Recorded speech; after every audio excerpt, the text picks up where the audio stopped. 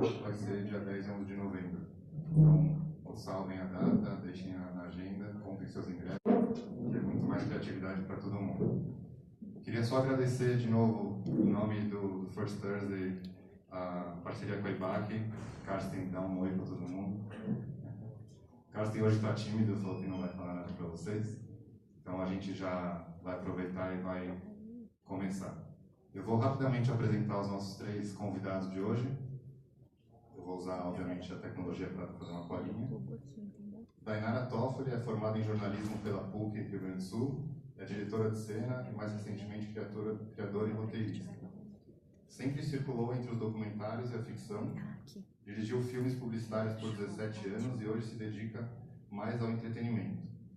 Em julho estreia no canal Universal a comédia Amigo de Aluguel. Pena que é só em julho, né? Não pudemos falar nada hoje sobre isso. E deve rodar seu primeiro longa para Francisco no segundo semestre deste ano. Na outra ponta temos o Chico Adelano, que é designer, coordenador do curso de direção digital aqui na EBAC e Innovation and Design Manager da Ecos, Laboratório de Inovação. Ele atua há mais de 20 anos no mercado de comunicação e design, atendendo marcas globais como Fiat, Samsung e Volvo. Reconhecido mais de 50 vezes em festivais de criatividade, em 2014 conquistou o Cannes Innovation, ainda único na América Latina, com o projeto Fiat Live Store. Aqui está rolando o Cannes, então está tão fresquinho aqui. Desculpa, Gabi. E no meio, Johnny Galvão, cofundador da Soul, fundador da The Plot Company, autor dos livros Super Apresentações e Super Histórias, foi representante exclusivo de Robert McKee em conceitos relacionados ao cinema aplicado aos negócios. Por 10 anos liderou a Soap com mais de 10 mil apresentações realizadas. Há 5 anos está à frente da Plot, empresa de storytelling para diversos públicos do mundo corporativo. Sócio de Marcos Mion na plataforma de educação Master Talks, com aulas em série de grandes mestres como Abi Plink, maestro João Carlos Martins, Oscar Schmidt, e contrato já fechado com Xuxa e Maurício de Souza, entre outros que virão. Então é isso, pessoal. Só quero lembrar uma coisa, a gente está aqui para provocar uma troca entre todos nós. Então hoje são os 3 convidados. A cada mês a gente convida outras pessoas com novos temas, então venham sempre. E depois que cada um deles contar um pouquinho sobre a vida deles, a experiência, está aberto para todo mundo aqui aproveitar o momento, fazer perguntas, gerar relacionamento, trocar informação, para que o nosso foco, que é incentivar e motivar e fazer o nosso mercado criativo crescer, seja completo. Tá bom? Então vamos conversar pela Dainara.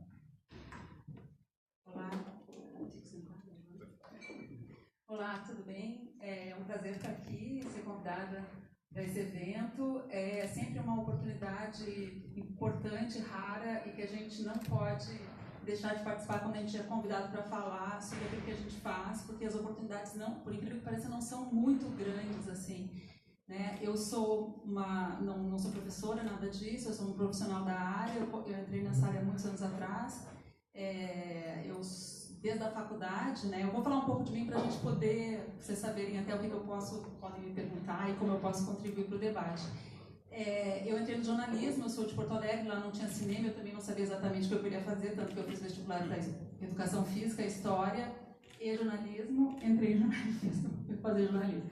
E no meio da faculdade, eu me liguei que não era bem jornalismo que eu gostava, assim, tinha um professor que dava aula de cinema, que era da Casa de Cinema, na época uma produtora que estava começando em Porto Alegre, e eu fui pedir um estágio e acabei trabalhando no Ilha das Flores, que foi o primeiro filme que eu trabalhei. E como não tinha ninguém, eles não tinham muito dinheiro e não tinha ninguém para trabalhar na montagem, eu me ofereci de estagiária na montagem, acompanhei toda a montagem do filme, eu era a única pessoa junto com o Giba Cis Brasil na sala, que foi um privilégio absurdo trabalhar nesse curta-metragem, que ganhou Berlim, Prata, etc.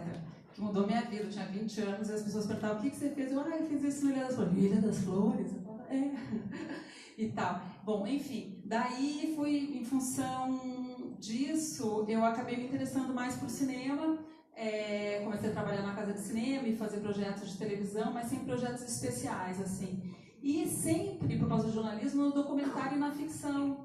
O que era uma coisa muito estranha durante muito tempo. As pessoas falavam, mas você faz documentário ou você faz ficção? Eu falava, eu gosto de fazer os dois, eu já vou entrar por que eu gosto de fazer os dois. Enfim, o mundo foi me levando, a situação do Brasil, Collor, etc., me despejou na publicidade, que eu entrei com 20 e poucos anos, comecei a dirigir com 27, depois que eu ganhei um curto em Gramado. E foi um desafio absurdo para mim, a publicidade. Assim, eu gostava muito, embora eu não tivesse feito publicidade, mas eu gostava muito de filmar e a publicidade ela ajuda muito a gente a fazer a cabeça funcionar rápido. Vem um cliente, você tem que criar uma narrativa, você tem que pensar como você vai contar aquela história, como você vai traduzir aquela página num filme, etc. Enfim, e daí depois disso, depois de alguns anos fazendo isso, começou a surgir novamente no Brasil a possibilidade. Eu sempre fiz uma coisa ou outra, um documentário como Dona Helena, que foi um documentário sobre a violeira Helena Meirelles, que tem uma história interessante depois para falar sobre ele, sobre o desafio em relação a como você vai contar uma história. E eu me perdi um pouquinho agora. E daí acabou que eu resolvi, quando começou a ter possibilidade de trabalhar mais com entretenimento direto e criar histórias, eu descobri que eu não entendia nada de roteiro. Eu chamava os roteiristas, tinha um projeto, eu tinha dinheiro, trabalhava com publicidade, e eu falava uma coisa, eles me devolviam outra. Eu falava uma coisa, eu falei, por que não é que nem o fotógrafo, o diretor de arte, que eu falo uma coisa, eles me devolvem aquilo, né? Daí eu fui estudar, que eu acho que estudar é uma coisa que a gente não pode parar nunca, nunca, nunca, nunca. Tudo que era curso que apontava aqui, Alan Kingsbury, professor T.B. Wright da Columbia University veio, eu fiz curso, Machowski, só não fiz tudo aqui. Eliseu Altunaga, da Escola de Cuba, enfim, isso foi acumulando um monte de conhecimento, e daí eu tive essa oportunidade de, depois de uma certa batalha, uma batalha grande, conseguir dirigir a primeira série que eu criei, que chama Amigo de Aluguel, e vai entrar no ar na Universal agora em julho, né? Basicamente é isso. Depois eu queria só me apresentar para a gente poder passar e rodar, e depois eu queria entrar nessa questão de ficção documentária, alguém pode me perguntar, e personagem. Fala galera, beleza? Seguinte, eu queria começar, eu ia trazer mais, mas não deu tempo, um só livro, o cara me quirando, né, meu? Esse foi o último livro que eu escrevi, chamado Super Histórias no Universo Corporativo, muito inspirado pela experiência que eu tive com o Maqui e pela minha experiência no mundo corporativo de levar a emoção. Aqui eu posso falar, acho que a gente pode detonar uma coisa, né? É um mundo que está doente, não está? A galera deixa a emoção em casa, põe num cofrinho e ela vai trabalhar. Mas está mudando. Meu filhinho de 12 anos, daqui a 10 anos, quando tiver 22, não vai ser nada disso. Vai ser outra coisa. E a gente tem uma missão aqui de mudar esse mundo corporativo e trazer mais emoção. E esse livro aqui, ele explica uma metodologia que eu criei, inspirado no aqui também, como escrever bons roteiros para qualquer situação. 30 segundos, 1 minuto no Instagram, um jantar que você vai fazer um pitch de venda de alguma coisa, ou uma palestra de 1 hora, uma série, enfim. São os elementos por trás de uma boa história, são os mesmos. Isso eu aprendi muito com o Maqui, acho que vocês devem conhecer. Todo mundo conhece o Maqui? Quem não conhece? Então eu vou falar rápido quem ele é para poder situar.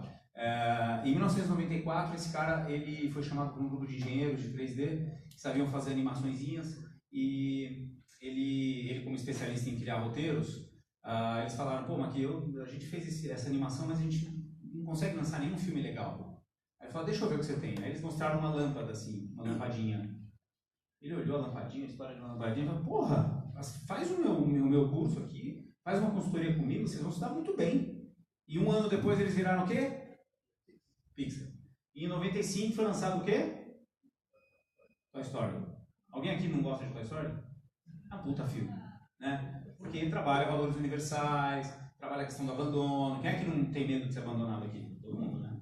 Eu tenho, né? Pelo meu cliente, pela minha mulher, que eu já fui, aliás, estou me separando depois de 24 anos. Mas todo mundo sabe já. Mas a gente está bem. Vamos lá. Então, o Maqui também ajudou mais de 60 roteiristas a ganharem o Oscar. Como assim? Eles tinham roteiros e tal. Aí o Maqui pegou, fez um doctoring, falou, olha, bota drama aqui, não tem incidente excitante, o protagonista está fraco, não tem conflito, o final tá ruim, eles refizeram e ganharam o Oscar. Então tá aqui, já valorizei pra caralho esse livro, né?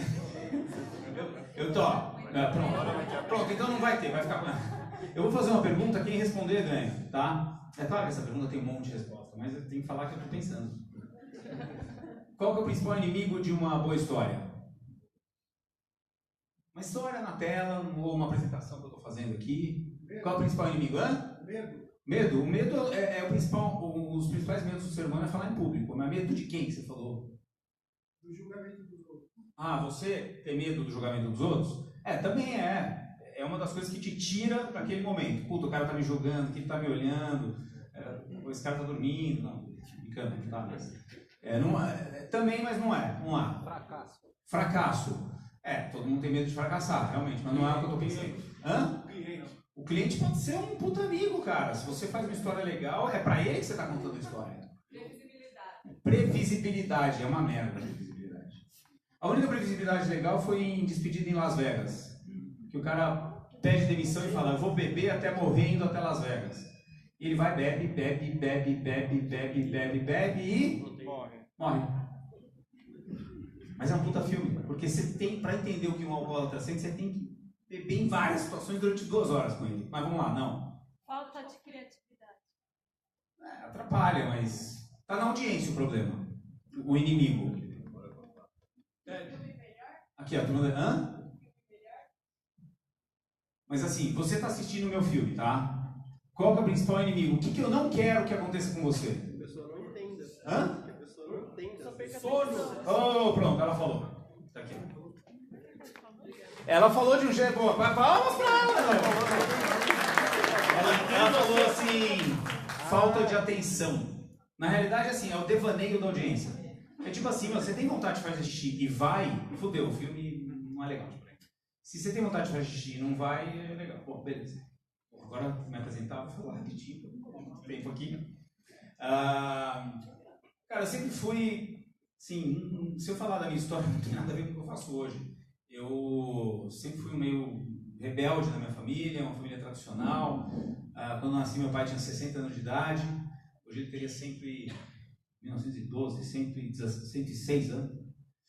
E ele era super cheio de livros, intelectual, filósofo e tal. E eu não me conformava com aquilo, cara. Eu queria fazer as coisas diferentes. Então eu tinha o meu mundo, eu desenvolvi o meu mundo de fazer as coisas diferentes. Mas fazer as coisas para quem? Para o outro, para ver o olhinho do outro brilhar. Eu queria em todo quanto é lugar, na escola, sempre fazer diferente. Mas fazer diferente não por fazer diferente. Para que as pessoas ficassem felizes à minha volta. E aí, faz como Steve Jobs. Pega um fio invisível lá atrás e vai, linka com o que você está fazendo hoje ou já fez. Fui trabalhar no mundo das apresentações, porque descobri que as apresentações eram muito chatas e ninguém conseguia fazer o olhinho do outro brilhar. Bullet points, que ninguém aguenta. E criei a Soap, que depois de 10 anos, teve 100 funcionários, a gente fez mais de 10 mil apresentações usando métodos de cinema. E quando eu encontrei o Maqui em 2010, minha cabeça mudou, porque eu vi que tudo que ele falava lá é o que eu já inconscientemente, ou até com alguns estudos, já fazia nas apresentações. Elas tinham a estrutura de um bom filme. Aí eu falei, eu vou reposicionar a Soap. Cheguei para os meus sócios, vamos reposicionar a Soap? Cara, não. Sabe aquela coisa de que tá vendo não se mexe? Não critico eles, mas assim, não rolou, deu ruim. Eu pensei uma coisa, ele pensou outra, alguém tem que sair. E eu saí, vendi para eles. Como fui para Hollywood fazer um sabático de 2 semanas, porque com 3 filhos, 2 semanas já é um sabático. 2 horas é um sabático hoje em dia. E aí eu voltei, fui lá, encontrei com o Maqui, apresentei um plano, The Plot. Todo mundo sabe o que é plot? Sim. Aqui é bom. Quando eu dou shopping no corporativo, todo mundo sabe o que é plot? Ninguém sabe, cara. É trama, né? É o 6º P do marketing que tinha que ter em todos. Mas enfim, ele aceitou, gostou e falou, tô dentro. Virou sócio da plot. Falei, que isso, cara? Não acredito. Maqui. Tem vídeo dele lá falando de como me encontrou e tal. Sabe que você não acredita naquilo? E legal, foi muito bom, foi bom pra mim, foi bom pra autoestima, né? Os ossos do Maqui, que legal e tal. E a partir daí eu comecei a desenvolver, sim, do meu jeito, histórias para o mundo corporativo. Ralei muito, apanhei muito, porque não é fácil convencer os caras de aceitar uma puta de uma história, porque eles têm a tendência de usar paradigmas tradicionais e ficar aquela coisa, não, corp, medo do chefe, medo do outro. Mas a gente conseguiu seguir o que a gente acredita, a gente fez coisas legais E a gente acabou desenvolvendo duas áreas, a de educação, que é transferir conhecimento através de cursos, coaching, workshop, de storytelling, e a parte de produção. E aí veio o Marcos Mion, quando eu tive o sonho de pegar grandes mestres que estão morrendo, né? O Ayrton Senna. Imagina se tivesse um curso online do Ayrton Senna falando o que ele sentiu em cada momento, o que ele sentiu em cada, né, perrengue da vida, tal, seria legal, né? Falei, pô, por que não fazer isso usando as técnicas de storytelling com os grandes mestres que estão vivos? Um dia vão morrer. Não que eu vou matar para valer mais o curso. Não. Mas vai valer mais, né? Quando os caras morrerem. E aí a gente resolveu criar o Master Talks, que é meio que um irmão gêmeo do Masterclass, que ele está dos Estados Unidos, que foca no ofício e a gente foca na vida mesmo. Não é autoajuda, não. Eu odeio autoajuda, cara. Esse negócio de autoajuda, eu falo que são os estelionatários de emoção. Hoje todo mundo é coach, né? O cara, porra, foi demitido e vira coach de vida. De vida, né? Eu sou coach de vida. Ele vai lá e faz o marketing digital, da fórmula de lançamento. Você recebe aqueles e-mails padrão de todo mundo. Desculpa se alguém faz mais assim. Érico Roxano. Érico Roxano. Geração Érico Roxano. Puta que pariu. Mas enfim, já falei muita merda. Estou aqui. E agora é com você. Tá valendo. Pô, cara, obrigado. Você deu uma levantada, eu estava precisando desse punch. Valeu. Não, você falou também várias coisas que acho que vai linkar com o que eu posso contribuir. Boa noite, obrigado por vocês estarem aqui. Estava pensando na minha história de vida, né? E, coincidentemente, como eu estava preparado para chegar aqui, para contar como é que a minha vida casa com essa história do storytelling. Eu estou com 39 anos de idade, então cresci nos anos 80. Toda criança que cresceu nos anos 80 sofreu bullying né? E aí nesse bullying eu tinha uns apelidos que foram bem pontuais na minha vida. Um deles foi Moita. Moita. Aí a vida resolveu. Se eu não gostava de ser Moita, a vida resolveu. Não sei se o Simão também teve esse apelido. O segundo foi Vareta. E aí o casamento resolveu também, porque deu uma enchidinha. Mas eu tinha um terceiro apelido, assim, que era muita trollagem na minha rua, assim, de jogarem pedra na minha casa com papel, com desenho, falando que era sonhador. O sonhador da rua. Então, o cara só fala merda, só fala coisa que não existe, só fala coisa que não faz sentido. Isso é um elogio, né, cara? Hoje é um elogio, porque tá pagando as contas, né? Só completando, tá falando? É curioso esse negócio de apelido. Tem um cara que eu encontrei na rua outro dia, ele vinha, estava vestido de dentista, assim, de branco e tal. João Batista, meu nome não é Johnny, tá? João Batista mudou depois, é Johnny. Ele veio com uma cara meio de raiva, abraçou, começou a me bater assim. Eu falei, o que foi? Eu não reconheci, né? Não tá reconhecendo? Ricardo? Meia foda. Aí eu me toquei, que era um moleque que de tão pequenininho e magrinho eu tinha dado o apelido de meia foda. Ele não era uma foda completa, ele era uma meia foda. Ele falou assim, eu sofri com aquela porra. Eu falei, cara, faz o que você quiser comigo. Pode bater. Eu também encontrei a Big Testa depois de um tempão assim, e foi foda, não lembro o nome da Big Testa. Mas cara, era a nossa vida nos 80. Mas enfim, eu acho que essa história do sonhador, assim, de alguma forma me influenciou, sabe? Porque hoje eu trabalho com design do futuro desejável, design ficcional. De alguma forma isso teve uma conexão. Então o meu papel hoje é ficar prospectando coisas, ficar imaginando realidades e projetar essas realidades. Isso tem muito a ver com a minha formação em design. Sou formado em design industrial, fiz a faculdade clássica de 4 anos, engessada, alemã, mas muito misturado com uma carreira em publicidade, foi o que aconteceu com muitos designers, né? Tem uma formação em arquitetura ou desenho industrial, mas vai trabalhar com publicidade. E aí na publicidade você conhece uma dinâmica, né, que a Dai falou bem, que é como é que você está sempre pronto, como é que você gera coisas, né? E eu acho que com isso eu consegui desenvolver uma habilidade sobre, né, contar histórias que não são literais. E eu acho que a publicidade ela tem essa característica. Tem as histórias que ela conta propositalmente das histórias que ela conta acidentalmente, que é a questão da percepção. O que as pessoas perceberam e para onde que essa história se desdobrou. E é muito legal porque tem um case disso, que é o case da escola, esqueci o nome em casa. Que todo mundo conhece esse case do esqueci o nome em casa, que as meninas transformaram numa nova campanha. Então acho que esse tipo de coisa às vezes quando você quer contar uma história, que história que você está finalizando? Eu acho que tem muito sobre as estruturas de história que você está comentando. Nessas estruturas a gente tem um problema. Quando esse problema não é bem abordado, para onde ele vai? Mas na verdade a minha história ela depois se reconectou com o crime. Ela passou pela publicidade. Acho que ela me deu essa habilidade de entender as estruturas de história, de entender como é que as narrativas e as emoções se relacionam e como é que ela pôde vir aplicada ao design. Então, quando eu volto para o design, volto para o digital, é também a razão de eu estar aqui no debate, hoje falando de cultura digital, da direção do projeto digital, entender como é que a gente relaciona as histórias com produtos, como é que a gente relaciona as histórias com novas soluções para as pessoas. E é engraçado porque quando a gente leva para isso e vai estudar User Experience, a gente fala muito de jornada.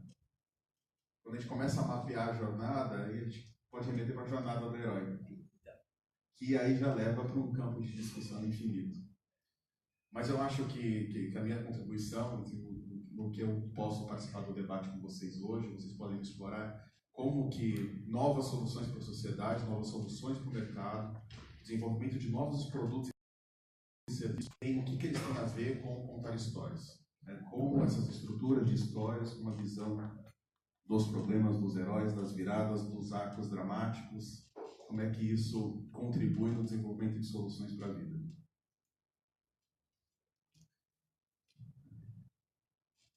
Eu queria só... Quem aqui está no mundo da publicidade ou do storytelling? Bastante gente. Então, antes de eu provocar eles, eu queria que algum de vocês provocasse eles. Quem quer ser o primeiro de hoje? Vamos lá, pessoal. Aqui não tem timidez, vocês já viram. Bom, ninguém? Eu queria falar da ficção documentário. querer falar. Pode falar. Não, é que eu acho assim, quando a gente, porque sempre as pessoas falam assim, mas a ficção e o documentário são duas coisas tão diferentes, é tão engraçado porque trabalhando com ficção e documentário, principalmente porque a base das duas coisas na dramaturgia são os personagens, né? Sem personagem, o personagem pode ser até uma pedra, mas ele é um personagem, um lugar, a natureza, tudo pode ser personagem, mas o personagem é a coisa mais importante.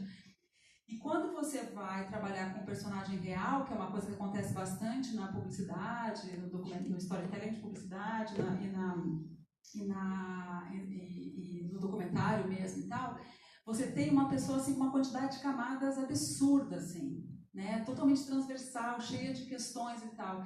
E você tem que, assim, eu uso um método que é escolher, assim, tem a coisa principal, que é o motivo que me levou a esse personagem, e eu tento escolher mais duas coisas, assim, porque eu acho que para a pessoa ela ter um pouco mais de profundidade, você precisa ter outras coisas dela para falar também.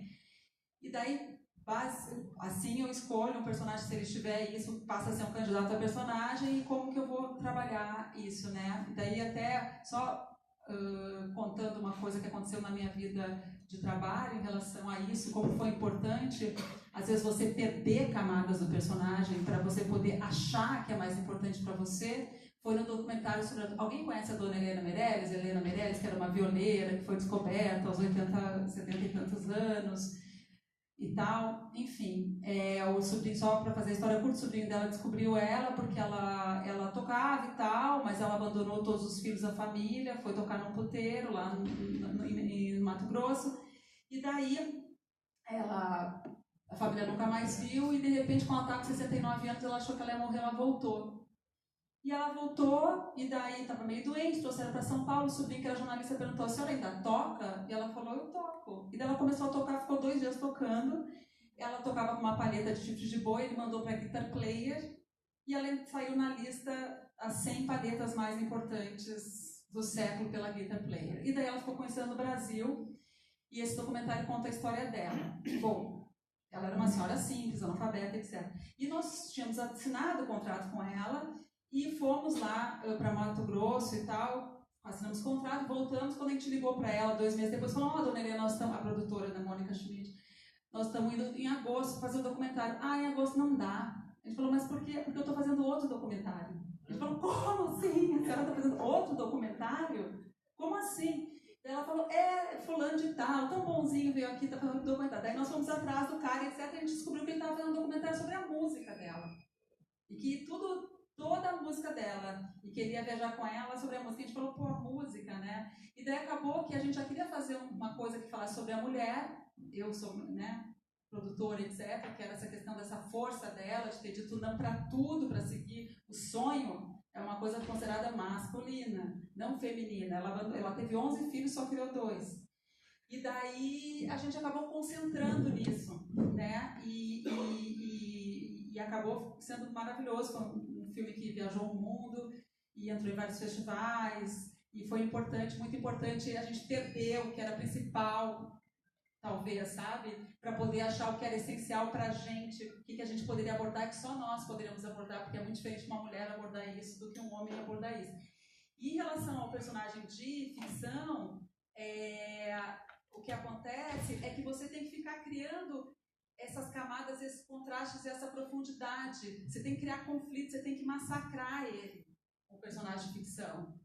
Você não pode, como autor, ser bonzinho com ele. Você tem que acabar com a vida dele, você tem que pisar nele. E o personagem do documentário, você tem que, ao contrário, você tem que preservar ele, porque vem tudo para você, toda a carga, né? Então, trabalhar nas duas coisas é muito complementar, assim, porque a ficção, ela, às vezes, você fica, tipo assim, ó, você tá com um monte de coisa de vampiro te sugando e tudo que você tem vai para fora e você fica completamente, assim, é muito cansativo, como o David Mamet fala naquele masterclass dele, né? Você vai para frente do computador e sangra, né? Porque é meio isso, assim, tanta coisa que você tem que pensar, etc.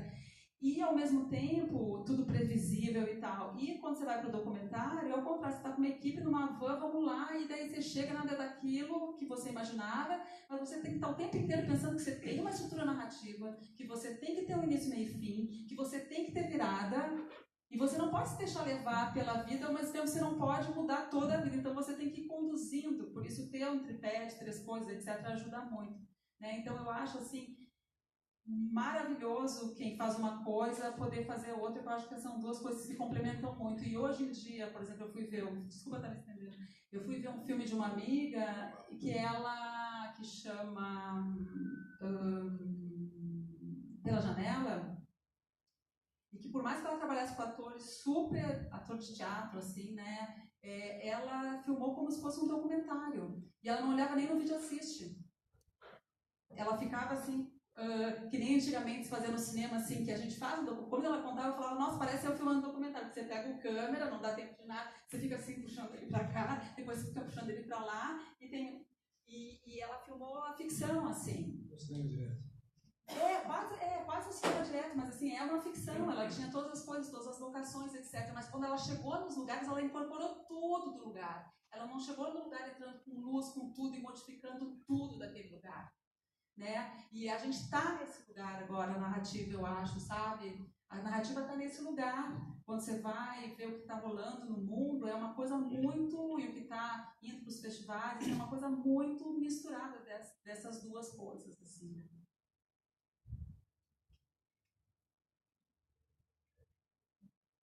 Colocações? Eu tenho que ligar isso. Não, eu acho que tem alguém bom. Vamos deixar. Boa noite.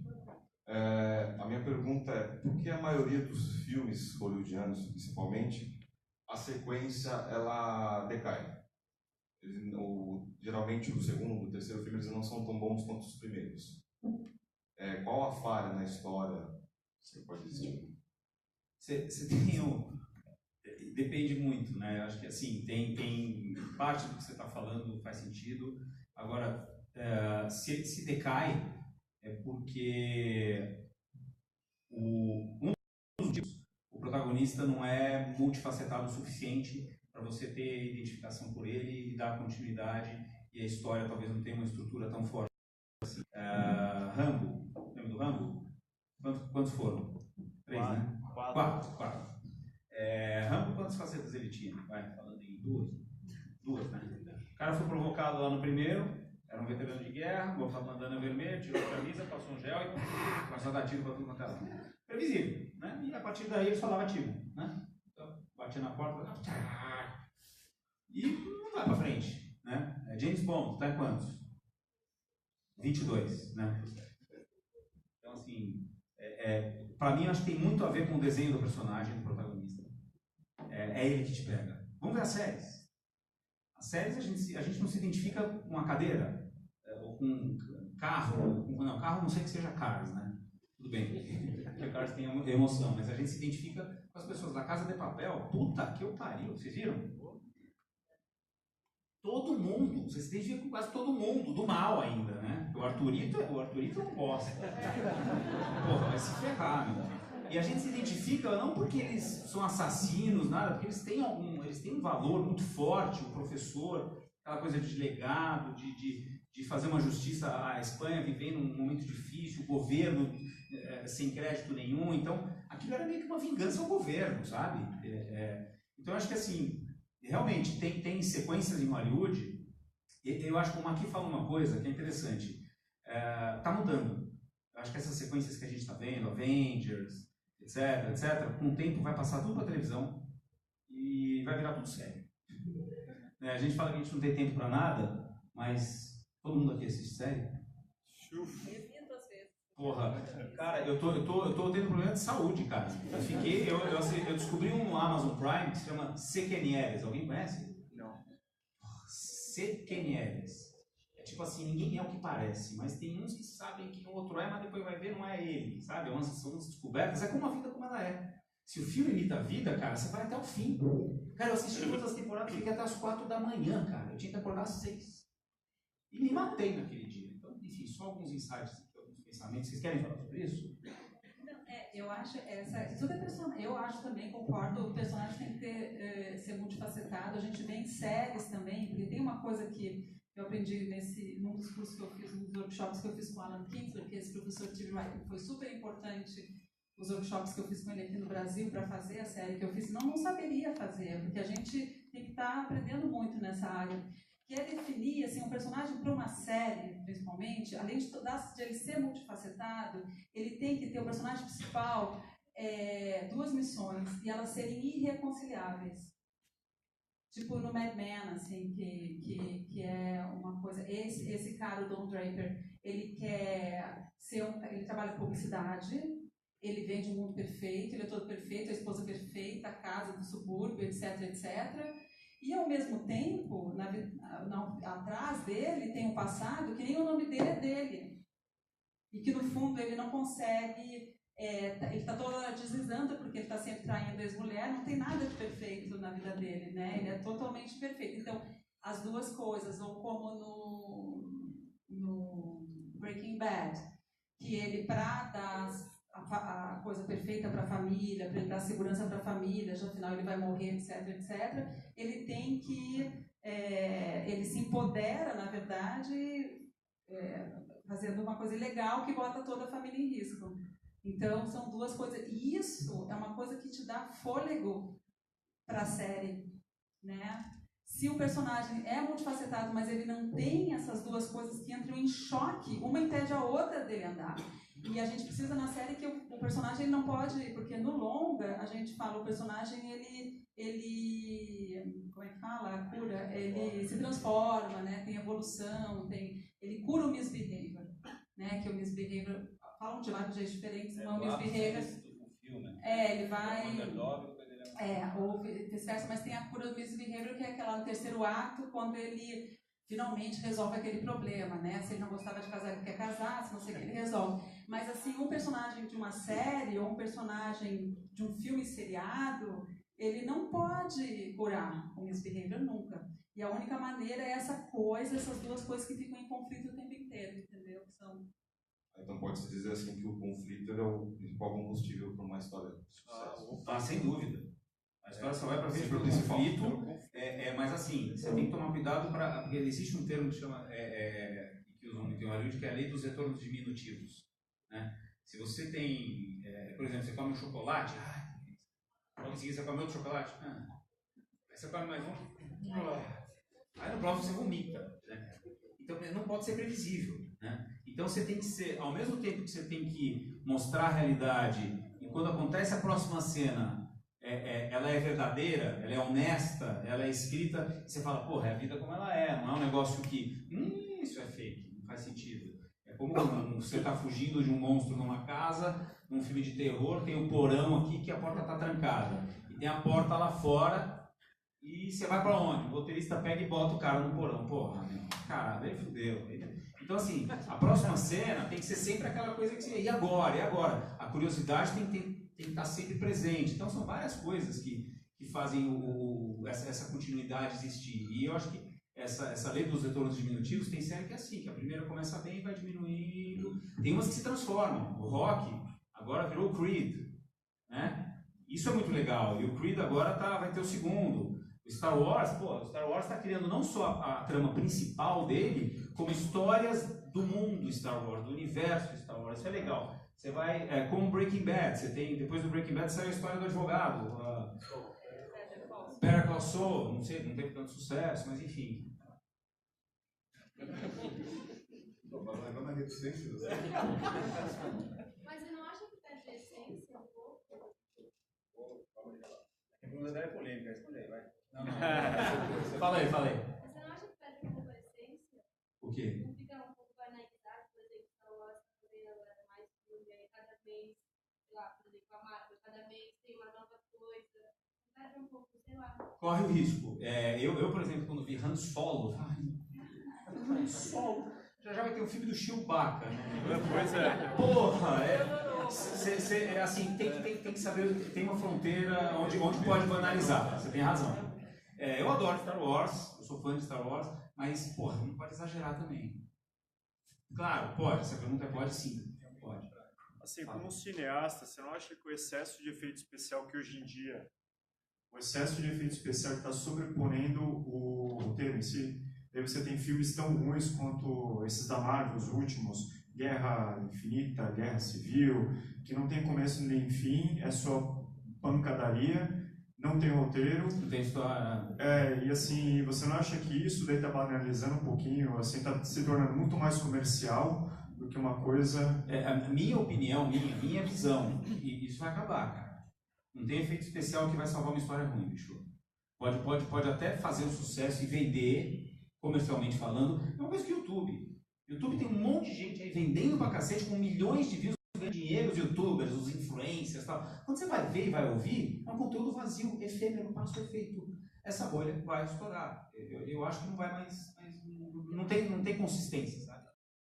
Agora, eu acho também esses filmes, eu fico pensando, eu tenho um enteado de 20, um filho de 11, tem a ver também com a cultura do videogame também. Esses assim, que é uma pancadaria infinita, ou porque existe uma mudança também do audiovisual do que chega para o público também. Isso influencia, né? Então tem muitos filmes que eu vejo, assim, que eu olho e falo, nossa, parece uma coisa 3D, né? E os videogames, eles estão cada vez mais reais, é um absurdo. Tem o da Battlefield lá, que você olha e traz... Os roteiros de videogames são fantásticos. Mas os roteiros do videogame bom... Os Tipo... roteiros do videogame bom, eles acabam se envolvendo mais. Meu filho de 12 anos, mitologia. Eu odeio Avengers. Mas por que você odeia Avengers? Não, pai, é tudo a mesma coisa, cara.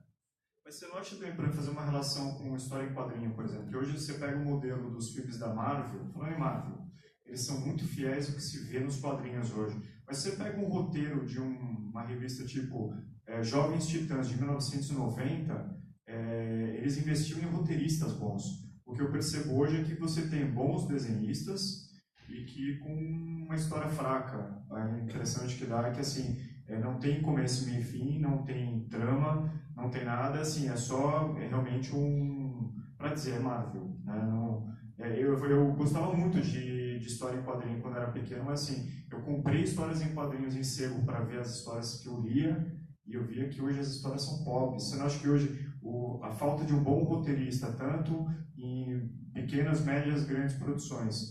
E histórias em quadrinhos é um grande diferencial. Eu diria que a falta de um bom roteirista, vamos falar assim, a falta de um bom roteiro e de uma boa história é o que vai determinar o sucesso ou o fracasso. O único, eu vou dar uma exagerada aí, vocês podem me bater depois, tá? Autor original no processo, sei lá, de fazer um filme, por exemplo, quem que é? É o roteirista. Todos os outros estão lá para interpretar o que está naquelas 120 páginas de papel. Um é mais importante que o outro? Não é. Mas se aquele roteiro não estiver legal, cara, o resto não vai. Então acho que isso que você está falando vale para todas as manifestações de história, vamos dizer assim. Então, só para complementar, eu acho que tem que ter um cuidado em qualquer discussão, que é o não generalizar. Eu acho que não necessariamente um filme que tem muito efeito especial ele vai ser necessariamente ruim por isso, ou ele vai ter uma ausência de roteiro por isso. Você pega Mulher Maravilha, né? Assim, tá até do história em quadrinho. Aí eu vou te dar a minha visão, aí eu vou polemizar. Aí eu vou usar meu lado designer e vou fazer uma divergência. Até porque eu posso contribuir com uma visão sobre inovação e produto. A questão é que significado que isso gera para as pessoas que dão audiência para isso.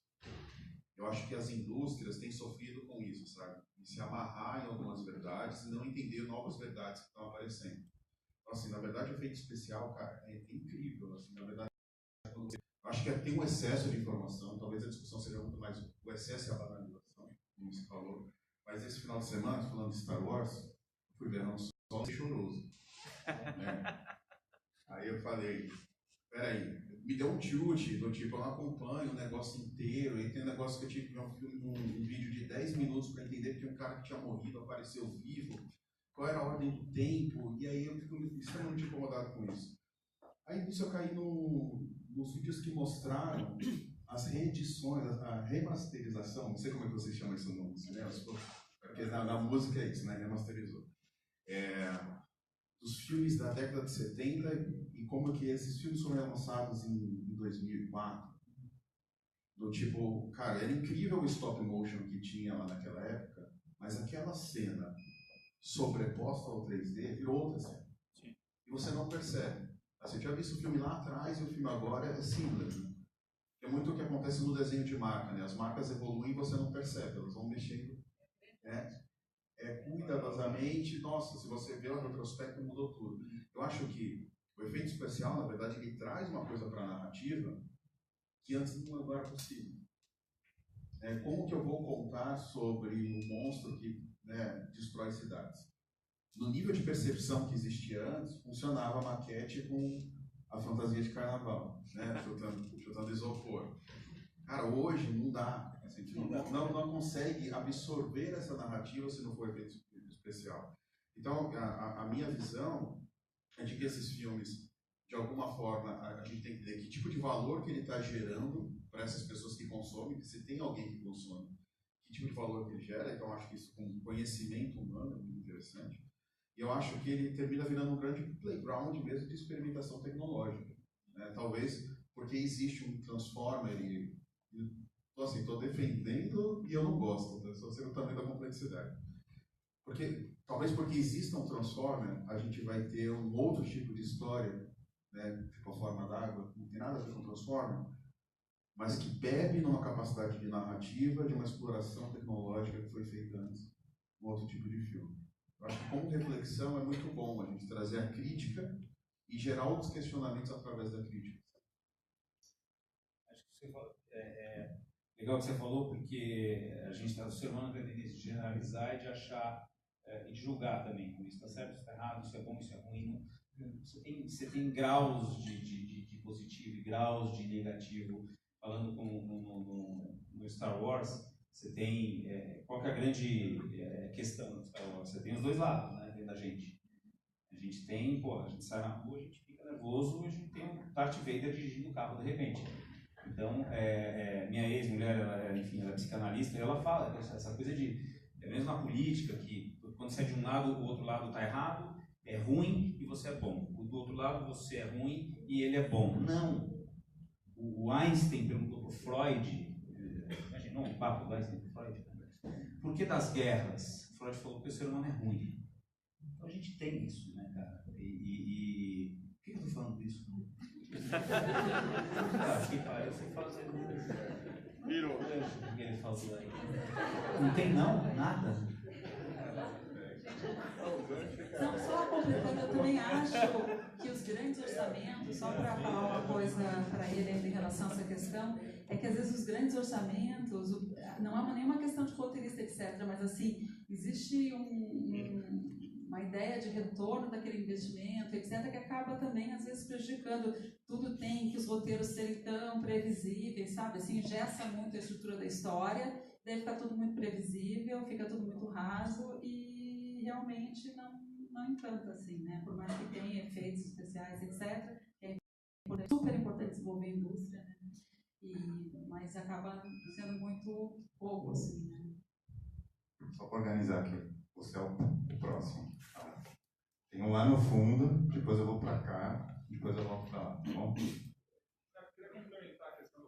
Não. Atrás de você, desculpa. Só para não ter. Porque ele está faz tempo lá esperando.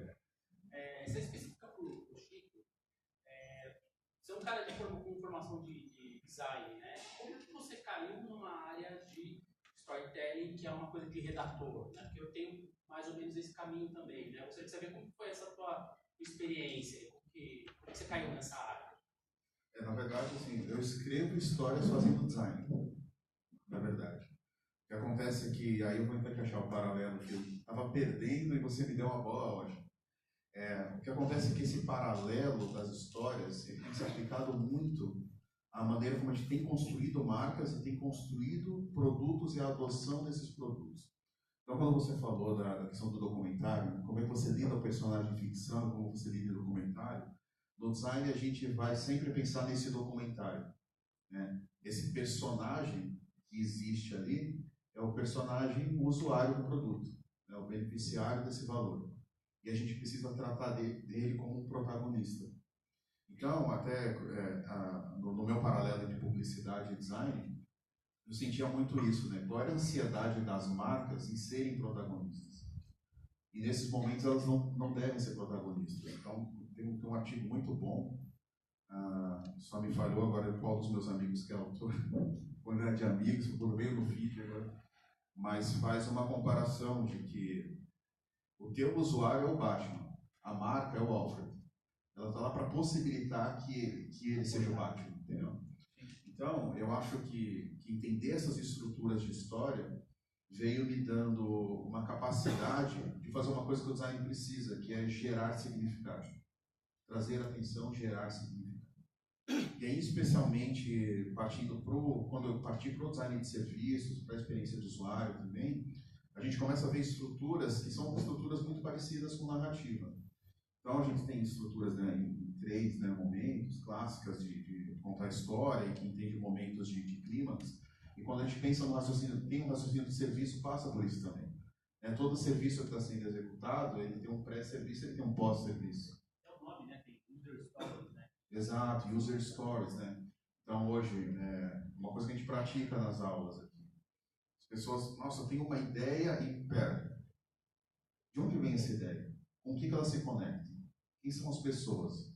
Qual é a narrativa das pessoas em relação a essa solução? Né? E aí, principalmente no desenhar interfaces, por exemplo. O que tem que ter a cada momento? E aí eu defendo uma ideia que toda interface é uma conversa. Toda conversa tem uma narrativa. Então isso começa a te trazer decisões no nível de design, que é qual é a hierarquia das informações, que nível que ela está quando ela é apresentada graficamente, qual a importância tipográfica que ela tem, qual a relação de contraste que ela tem. Então essa minha experiência me ajudou a entender o caminho das narrativas e o tratamento das emoções dessa narrativa para converter em outras ferramentas sensoriais que resolvem essas entregas, e principalmente tem a ver com o relacionamento. Eu acho que o design hoje atende tanto em comunicação quanto em inovação essa carência do relacionamento que as marcas esperam dos consumidores.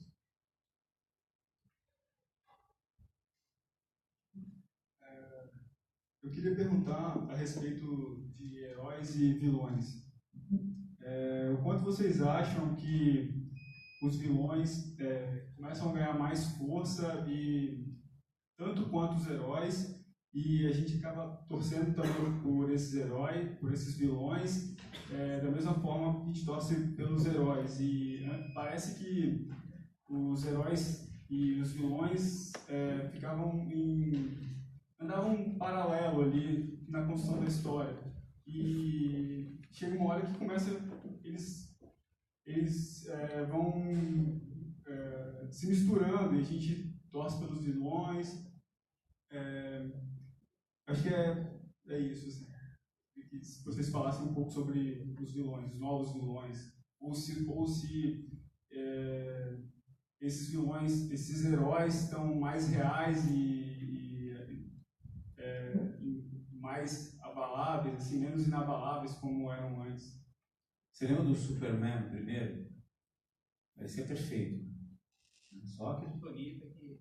Eu acho que os heróis estão mais humanos, talvez mais. Aí nos Avengers você pega, pô, é fantástico a maneira como cada um foi caracterizado. E a gente se identifica com os vilões, e sempre se identificou com os vilões. O Poderoso Chefão é antigo pra caramba. Vilão. A gente se identificou não com ele porque ele mata a gente, mas com os valores por trás dele que foram definidos antes de escrever a história. Qual é o valor principal que está em jogo para ele? Lealdade. Família. E a gente também tem isso. Ele mata a gente? Foda-se. Mas ele tem isso. Mas é nós. O professor do La Casa de Papel, a gente vai admirando ele por várias coisas. Tem uma hora que a gente passa a admirar pela inteligência. A gente gostaria de ser como ele. Ele é mau, mas não sei se é mau. De novo, a gente também tem um pouco de cada um por isso. O Coringa, para mim, no Batman, aquele que se matou, para mim foi o... Se eu tivesse que ser um vilão, seria o Coringa, aquele. Ele é um dos personagens mais verdadeiros e honestos e coerentes com o que ele quer, cara. Não é impressionante?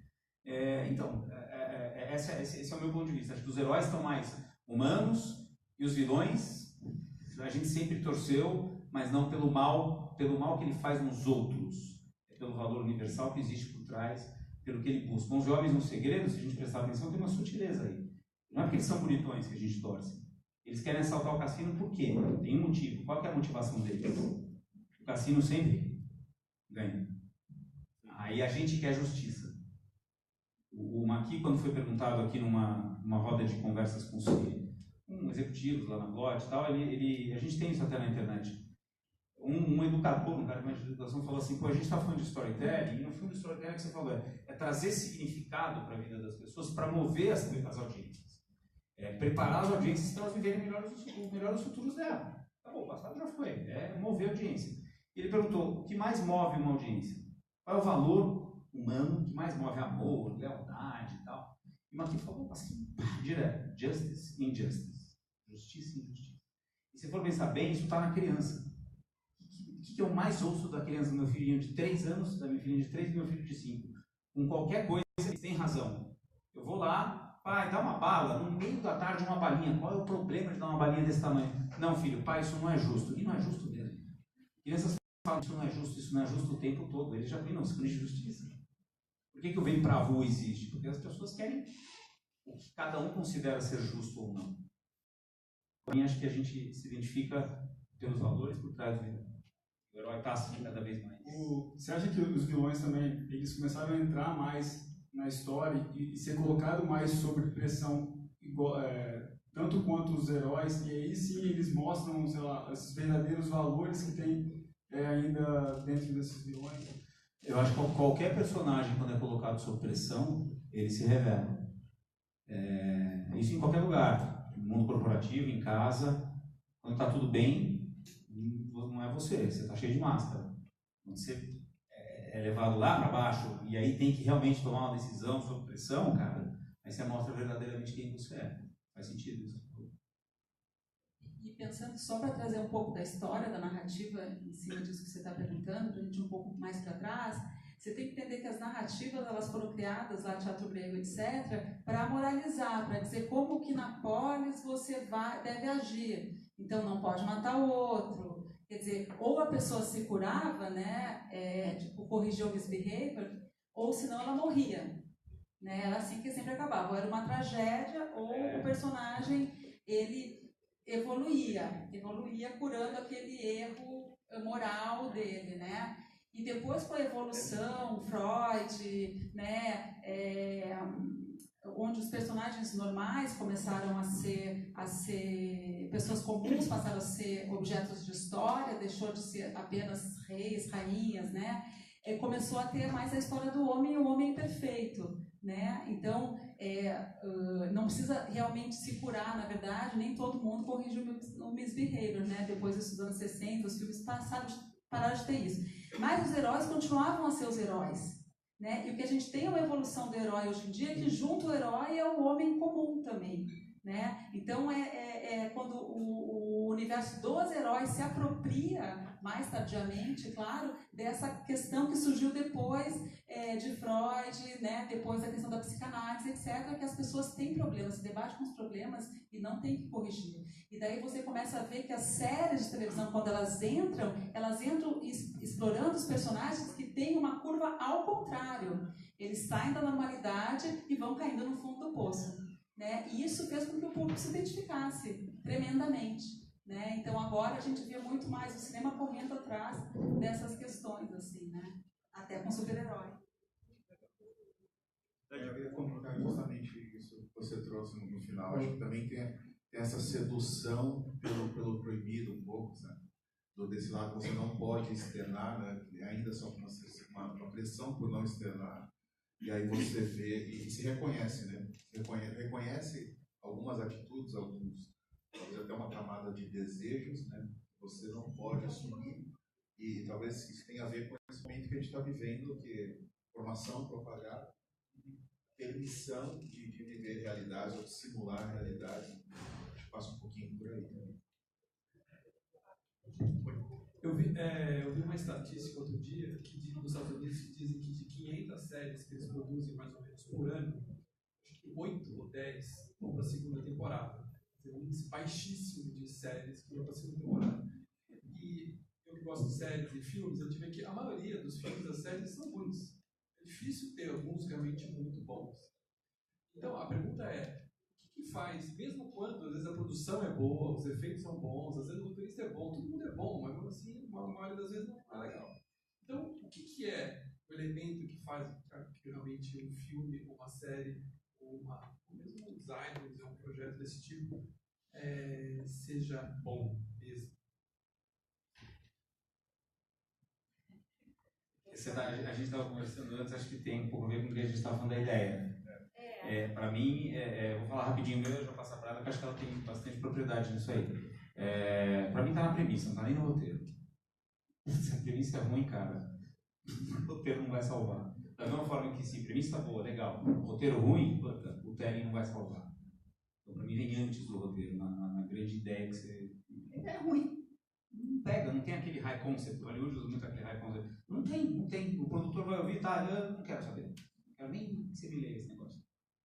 Eu concordo totalmente. E, assim, tem uma questão que hoje em dia eu estou me debatendo um pouco, que as pessoas confundem muito, e a gente aqui está começando um mercado, né, de criação de séries, etc., que isso não existia até um tempo atrás. Então vieram as leis que obrigaram as TVs a fazer coprodução, a desenvolver aqui também, o que é importantíssimo para a gente tem que lutar para que essas leis, fundo setorial, etc., continuem, porque a gente está vendo o resultado, não só no cinema brasileiro, como também nas séries, então a gente precisa muito ficar atento, porque o estúdio está correndo bastante risco agora de a gente perder e simplesmente acabar tudo isso que demorou-se tanto para construir. Mas assim, o que eu acho é que a gente não pode misturar criação com roteirização.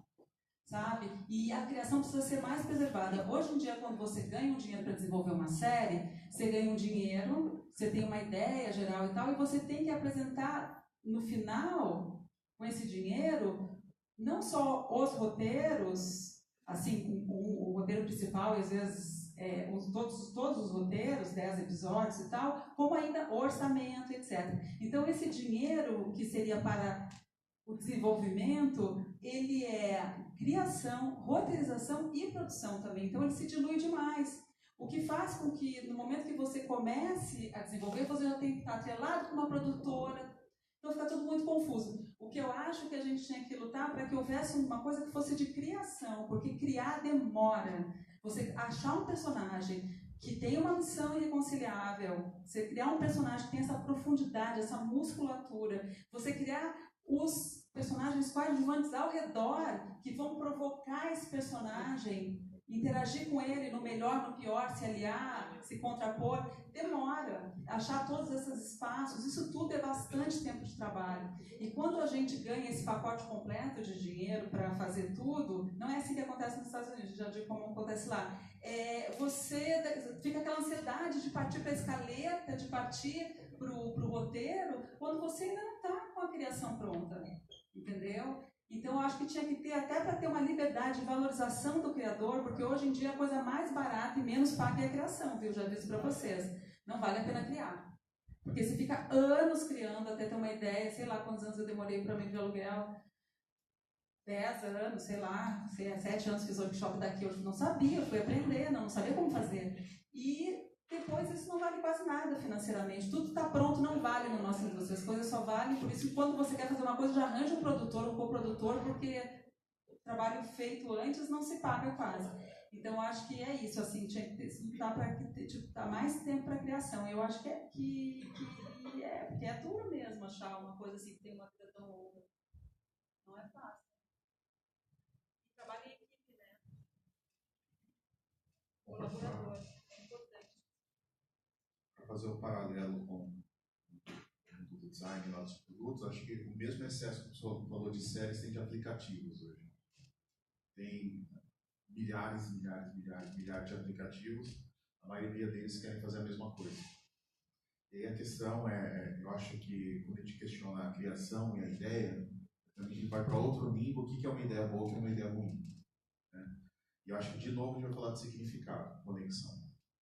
Acho que a conexão, o significado que é gerado para problemas reais, aí que tem a relação com a história, o momento falou aqui da crise, né? Quanto foi o termo? Sim, toda história existe uma crise, existe um grande problema a ser solucionado, conflito. Então, acho que o conflito ele vem muito disso também. Então, se hoje a gente usa aplicativos, né, para mobilidade urbana, veio de um conflito que foi gerado sobre, né, modelos antigos versus expectativas novas. Então, a maneira como você trata e resolve isso genuinamente e gera um significado, né, gera uma percepção de valor nesse novo cliente, é o que vai fazer essa ideia boa ou ruim.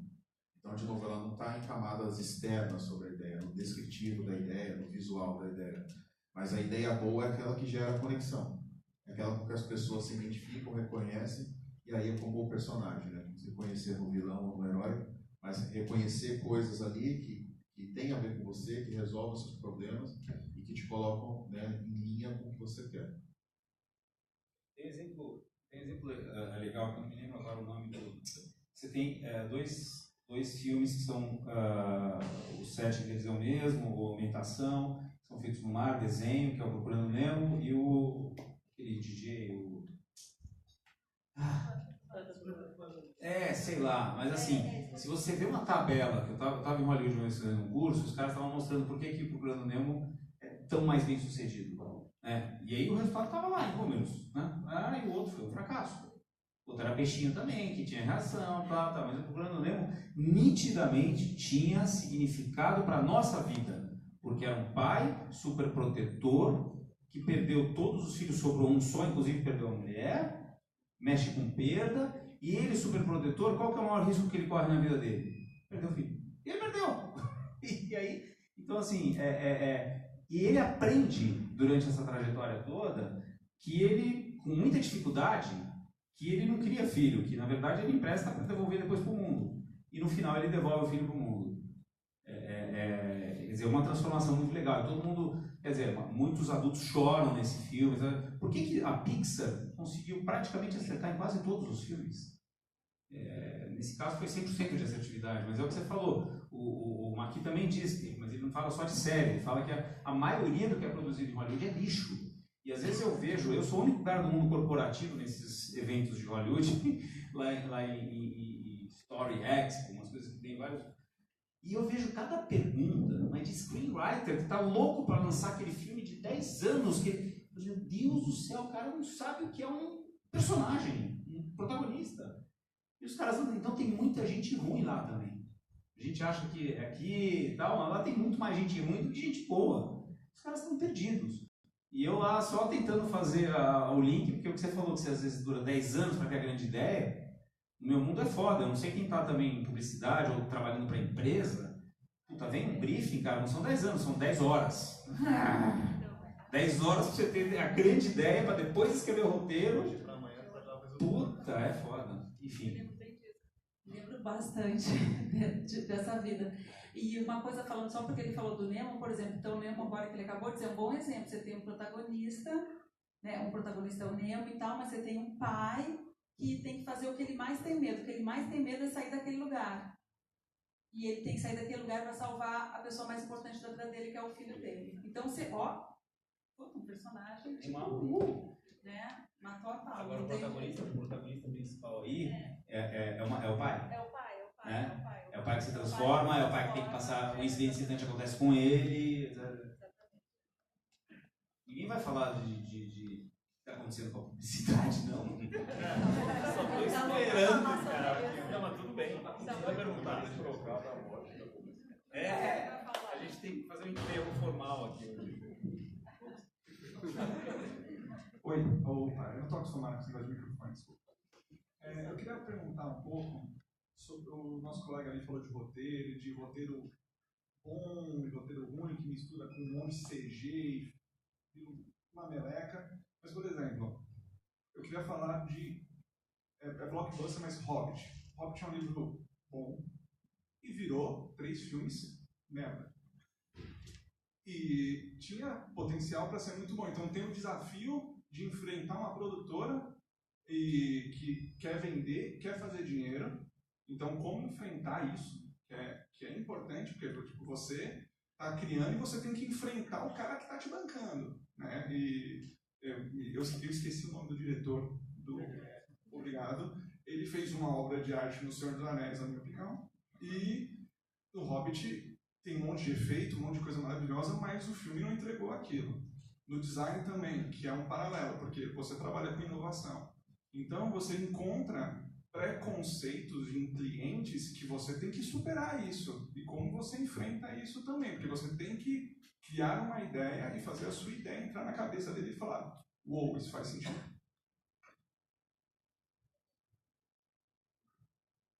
Falou antes, então? Não, muito boa o teu paralelo, porque a inovação é basicamente isso. Tá? Eu acho que, ao contrário dessa realidade do cinema, que é, tudo bem, você vai fazer um Hobbit, talvez esse ainda não tinha nada além do que o Senhor dos Anéis já tinha entregado. Então começa daí, né? Tudo que você podia ver de efeito, de história, de cultura, que não é do brasileiro, e começa a entender o que é elfo, o que é a diferença de lugar para o anão. Eu acho que tudo isso aí já tinha acabado a novidade. Mas para o negócio é bom. Para o negócio existe uma cultura de blockbuster, existe um desenvolvimento tecnológico, existe um monte de coisa que justifica isso acontecer. No caso da inovação, qualquer inovação é acompanhada de risco. É diferente, a relação financeira é diferente. Então sempre que o cliente vai falar sobre inovação, ele quer mudar, ou ele precisa, ou ele tem uma percepção geral de que ele precisa mudar, mas está em jogo tudo que ele já construiu. E aí o que a gente mais defende hoje, a grande pergunta do mercado, o momento onde eu estou, é que para a inovação acontecer, precisa ter a adoção de um novo modelo mental. As pessoas precisam passar por uma nova fase de conhecimento, assumir que existem outros modelos mentais, outras formas de se pensar. Então os preconceitos eles precisam realmente sair da frente, assumir uma parcela de risco e entrar nesse processo. Isso não é fácil. E aí, colando com o storytelling, justamente o storytelling ajuda nessa hora. Porque você tem 2 caminhos para fazer essa mudança de mindset. Você pode fazer uma ruptura, que é do tipo, cara, esquece tudo que você tinha até agora, vamos começar de novo. Ou você pode construir, você pode transformar essa realidade em tempo. Então, geralmente, o projeto de inovação, ele vem de fazer esse preparo. E nesse preparo, o cliente quer entender qual vai ser a narrativa dele. onde começa, por onde ela passa e do que ela vai dar. Então, só para te mostrar como que existe uma relação de percepção diferente, mas a gente consegue lidar com os dois cenários. Eu não sei muito o que dizer, assim, que eu acho assim que estou especulando, tá? Porque eu não entendo nada sobre esse processo, não estudei esse processo, mas eu acho assim que no primeiro, o Senhor dos Anéis, ele tinha muito controle, né, do que ele ia fazer. E é uma coisa que depois, na segunda, foi várias séries, Homeland, tem várias, mesmo Breaking Bad, teve uma hora que eu dava umas passadas, assim, falava, não aguentava mais eles lá dentro daquele lugar. Então, às vezes, a indústria dá uma esticada, realmente, assim, né? E como procedimento, assim, como fazer para lidar, eu acho que é sempre uma negociação. Nosso trabalho é um trabalho de equipe, é um trabalho de pessoas que vêm de áreas diferentes, estão em lugares diferentes e têm que responder coisas diferentes, né? Porque, principalmente no mundo corporativo, às vezes eu estava numa reunião e falava assim, não, mas a pessoa eu ficava tentando entender os motivos de cada posicionamento que está por trás, porque isso é importante, né? Todo mundo ali é ser humano e tem respostas para dar. Então a gente tem que negociar e tem que comprar as brigas importantes, né? Isso é a mesma coisa que eu uso em filmagem também. Você não vai ter todas as diárias que você precisa, todo o equipamento que você precisa, nunca. Então, você tem que entender o que você vai ter que é fundamental para trazer um diferencial para aquilo que você está fazendo. E as outras coisas que você vai fazer mais rápido para você não perder aquilo ali que é fundamental. Então, é negociação, assim. E abrir mão de alguma coisa, porque senão... Isso não é só nesse universo, tá? Isso é em qualquer universo. Você que está em outras áreas, mas a gente que da ZUB, do Pixel Show, convive com todas as áreas da economia criativa, e inclusive perguntas parecidas pingam sempre nos First Thursdays, porque esse conflito existe em qualquer segmento que você imaginar, desde o mais corporativão quadrado até o mais maluco da economia criativa. Tá? Eu vou só mudar um pouco aqui. Tem ele que pediu, já tem mais um ali, só para a gente continuar, tá bom? Opa, só para voltar um pouquinho na discussão sobre marcas e tal, como a gente se relaciona, nas diversas formas de relacionamento com os clientes, como por exemplo, especificamente nas redes sociais, como é que vocês enxergam esse ambiente de criação, de histórias, e como que o social media de hoje se vale dessas técnicas de storytelling e para engajar aí os clientes e encantar os clientes? Bem legal, amplo, mas vamos lá, vamos tentar. Assim, eu vejo essa coisa para mim, redes sociais, elas passam por ondas, assim, né? E tem um vazio muito grande. Eu fico triste de ver às vezes o que aparece no Facebook, a máscara que as pessoas vestem para mostrar aquilo que elas não são. As mentiras que são contadas, as meias verdades que são contadas, isso é foda.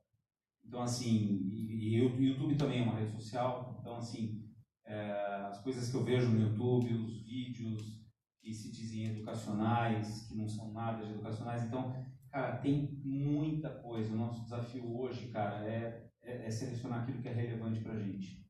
Não tem ninguém dizendo o que é relevante, é a gente. Até o dia que, de repente, tem uma ideia e vamos criar um negócio aqui, todo mundo, para pegar o que é relevante. Por isso que acho que a gente teve essa vontade de criar a Mion. Nós vamos ter um negócio com 300 mil cursos. Primeiro ano, 10 mestres. Foda, que a gente vai aprofundar cada um deles e, é isso. Então, assim, eu acho que existem coisas muito efêmeras, superficiais nas redes sociais. Você tem que saber selecionar, e selecionar leva tempo, você recebe uma enxurrada e você desanima. Eu desanimei do Instagram, fui pro Face, aí no Face de repente desanimei de novo, aí um amigo meu, te chamei no Instagram, mandei uma mensagem lá, era negócio pra mim. O cara mandou uma mensagem no Instagram, manda um e-mail, manda um WhatsApp, me liga. Aí eu voltei pro Instagram, e essa pressão, eu me sinto assim, cara. Eu chego em casa no final do dia e falo, caramba, há 3 dias que eu não ponho nada nas redes sociais.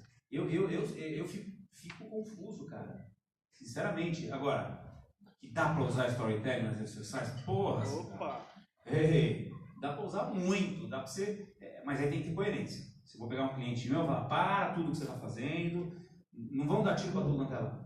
Vamos criar um grande tema, uma grande temporada, talvez, esse ano inteiro. Cada mês você vai explorar um tema. Essa temática do mês vai ser manifestada do jeito que no Instagram tem um minutinho aqui, tem um stories, cada um você vai falar de um jeito. Vamos criar um universo de história de Star Wars. Você tem lá o filme, você tem o bonequinho, você tem os desenhinhos, você tem o Clone Wars.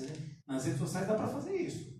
Aí, quando deixam na nossa mão para fazer isso, a gente não entende do marketing digital e de como divulgar, não, mas a gente entende de como ajudar o cliente a fazer isso.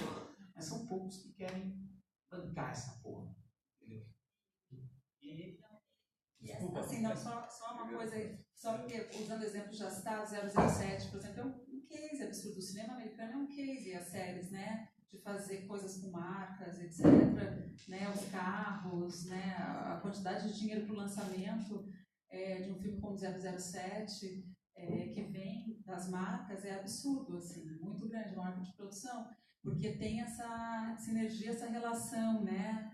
Aqui a gente está realmente muito longe, então às vezes quando a marca ela quer fazer uma coisa que tem a ver, chegar mais perto, ela quer criar uma coisa assim muito dela e acaba ficando mais longe, assim, porque fica muito explícito. Quando eu vejo as minhas amigas, as pessoas que eu conheço que são formadoras de opinião, um produto assim no Instagram, uma roupa, e daí fala, é de tal marca. Eu falo, ai, gente, já que deu, feio. né? Eu fico com vergonha, assim, sabe? Eu acho que tem outras maneiras de fazer, assim, tem muitas e vai rolar, assim, tem, né? Eu acho que tem a sua área. Não tanto, mas assim, uma coisa que eu acompanhei muito pouco de paralelo, não vou ter tanta propriedade para te falar, mas tem uma coisa que está na minha percepção. Então, assim, eu tenho uma amiga que trabalha no Facebook como estrategista, né, trabalha lá no Headquarter, e ela trabalha justamente desenvolvendo narrativas de marca. Isso quer dizer, como é que essa marca vai se colocar nessa rede e qual vai ser o papel dela na discussão dessa rede. Porque a questão em relação à história, me digam vocês têm mais propriedade, quantos protagonistas a gente tem, né, numa história? Um protagonista. Pode ser multi-protagonista. Né? Mas assim, numa rede social você só tem protagonista. A questão é essa. Né? Todo mundo ali, no seu login, é protagonista. O cara dita a regra, ele interage com o que ele quer, como ele quer, e ele fala o que ele quer. E tem uma coisa que era um desafio muito grande quando eu trabalhava com publicidade, que diferente de coisas que você lança e vai colher opinião depois, se você publica agora, você pode ter no segundo seguinte alguém já transformando aquilo num diálogo. Então, a questão é muito aquele comparativo que eu estava falando da marca se colocar não como protagonista, ela não vai conseguir ser protagonista, ela vai conseguir fazer imposição num ambiente que é de livre, todo mundo se coloca, mas que tipo de discussão que a marca pode, de que tipo de discussão ela pode ser embaixadora, o que ela possibilita, que ponto de encontro que ela pode ser. E aí tem uma outra coisa que eu observo, que é a própria dinâmica da mídia digital, que vai estar ligada às redes sociais, que é o consumo dessa mídia. Né? Então toda a relação que a gente tem de tempo, ela é diferente. Né? Talvez essa história ela tenha que se contar num segundo de rolagem de feed. Né? Ou vai aparecendo coisas que para mim é uma grande afirmação, se eu vou aproveitar o momento microfone, eu odeio, o que é a propaganda, o momento de 5 segundos ali do YouTube. Sabe? Eu queria que tivesse uma métrica de cliques naquele botão, por tempo. E aí eu acho que é tipo ser recordista mundial, ali, de metralhadora querendo passar o negócio assim, de qualquer jeito. Então, eu acho que tem esse desafio hoje. As marcas precisando falar num ambiente onde não necessariamente as pessoas querem que ela esteja. Acho que o principal desafio é isso. Então, as narrativas precisam entender o contexto. Como é que a marca entra e como é que ela possibilita conexões. O problema é que as marcas, elas querem como você falou, elas ficam se promovendo. E dá para, numa rede social de uma marca, você definir que o protagonismo vai ser do cliente. Como? Esquece de ficar falando de você. mas traz algum conteúdo, mostra que você é expert no assunto, que aquele conteúdo vai melhorar a vida da sua audiência. Você passa a ser quase que um publisher. Um cara... E tem um livro muito legal que eu recomendo, que chama Marketing. Stop Marketing, Start Engaging. Fala exatamente da tendência das marcas serem publisher. Todo mundo pode ser. Quando eu encontro, primeiro, todo cliente que eu pego, cliente de tecnologia outro dia. A gente quer vender software, não, peraí. Esquece o software. O seu cliente comprou software para quê? Ele está aí querendo sobreviver num mundo competitivo. Por quê? Porque ele não sabe como é que vai ser o futuro. O que ele quer no futuro? Ele não sabe se ele vai estar vivo. Opa, então tá aí. Então vamos falar sobre o futuro, sobre sobrevivência e quais os pré-requisitos para ele estar vivo no futuro. Isso é conteúdo. E aí, vamos criar historinhas então sobre esse conteúdo. Quando você faz isso, o cara se identifica, ele está se sentindo protagonista. Não é eu tenho software XPTO com tais características. Não, está acabando isso, né? Bragging. A gente vive hoje, o mundo inteiro, né, questões dramáticas, né, de meio ambiente, etc. Então tem muito assunto aí para as marcas se engajarem, tem muito assunto para elas realmente chegarem perto do que realmente é vital hoje, né? Às vezes, quando fica muito na venda do produto, etc., talvez não seja só uma questão, seja uma questão de mais para trás, assim, né? De resolver questões de produto e trazer para a gente novos produtos, né? Quem não fica irritado ao jogar a caixinha do fio dental fora? Quantos por mês, quantos por ano a gente joga? Quem não fica irritado a ter que trocar, a ter que jogar fora uma escova de dentes? Então, me desculpa, vamos mudar os produtos. O que está faltando agora é a indústria olhar e perceber que precisa mudar. Não dá mais. Não adianta ficar enfiando, desculpa falar assim, mas esse é um assunto sério, assim, não adianta ficar tentando vender aquele mesmo produto que vem na caixinha para uma poder ficar em cima da outra, no supermercado a pasta de dente, a caixinha só para poder ficar no display. Gente, eu acho que realmente tem uma questão em relação ao design de produto, né? Por que eu tenho que trocar toda hora o produto inteiro? Não pode ser um leasing, um franchise, que eu me conecto com uma marca de uma geladeira e eu vou trocando os pedaços e eu fico fidelizada a essa marca. Então, eu acho que realmente, quando a gente fala da ponta, a crise não está só na ponta, não está só na parte da publicidade, etc. A crise é bem anterior, né? E isso é uma questão que precisa ser encarada e, enfim.